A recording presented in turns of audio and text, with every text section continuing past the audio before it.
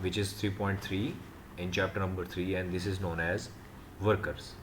Okay, simply you have an idea that what are the workers, like a labor. Okay, they have a proper market. Now what do you mean by the labor market?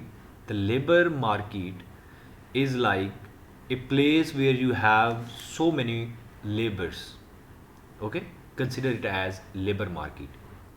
You just have to mention the headings. Okay, nothing more than that. Let's say, and let's talk about that what are the methods to pay them. Okay, like we have a different labors in a different organizations. What kind of ways and how many ways we can pay them because of their services? Like the first one is known as time rate wage. The name suggests that the time rate wage given based on the number of hours the employee has worked. If you have a commitment that you have to work for 8 hours, then you will pay accordingly. If the person is working more than 8 hours, this will be considered as overtime wage. Okay, and you have to pay them extra. Like overtime wages are given to the workers who have worked extra number of hours, which will be usually be 1.5 times or even twice normal time rate. Okay, you just have to remember that if we are making a commitment with a person that you have to work for 8 hours, we have to pay them accordingly. If he is working more than 8 hours, then it will be considered as overtime wage. Okay, the other one is piece rate wage. The wage given based on the amount of the output produced. It will depend, Shariz, that how much product you will produce in a day, and per piece you will pay accordingly. Okay, the more output an employee produces, the more wages she or he earns. This is used in the industries where output can easily be measured and gives employees an incentive to increase their productivity. If you are producing, let's say, Shariz, 10 products per day, you will pay accordingly. And if you pay, let's say, you increase your speed of production, and you let's say you are making 12 or 13 products in a day, you will pay accordingly. It will be like a per piece the organization will pay you. The third is known as salary. The fixed salary at the end of month you will get from the organization. Okay, monthly payments made to the worker, usually managers, office staff, etc., usually in non-manual jobs.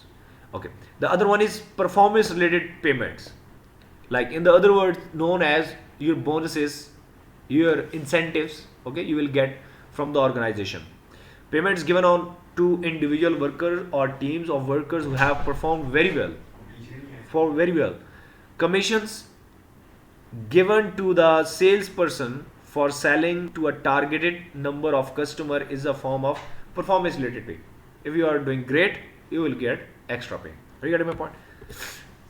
Okay. The next is that what are the factors and why you select the option of the job. Okay, it's a common sense. If you are going for a job, if you have an options that either you can start your business or you can go for a job, we are just assuming that we select an option of the job. Okay, what is the reason behind selecting the job? There are two reasons. Okay, common sense. The first one is salary, of course. Okay, and this is known as wage factor. What is wage factor? And other are non-wages factor. Let's say what are these factors? But look at the first, wage factor. Wage condition of the job, such as pay rate, prospect for the performance related payment, and the bonuses. You can consider all the payments we discussed in the previous slides. Okay, let's say non-wages factor. If you are selecting a job, the reasons could be: number one, hours of work. If you have a very short working hours, you may go for, okay, fine enough, I can go for that job. Okay, holiday entitlements. If you have a plenty of holidays, you may go for the job. Okay, promotion prospect. If you have a opportunity to promote yourself, okay, after giving your good performance, you may select the job. Quality of working environment. If you have a very huge kind of a working environment, like if you have an options to, let's say, to go for a job at the moment in Rawalpindi or at the moment in the Dubai, of course you will select the Dubai because of the working environment. Okay.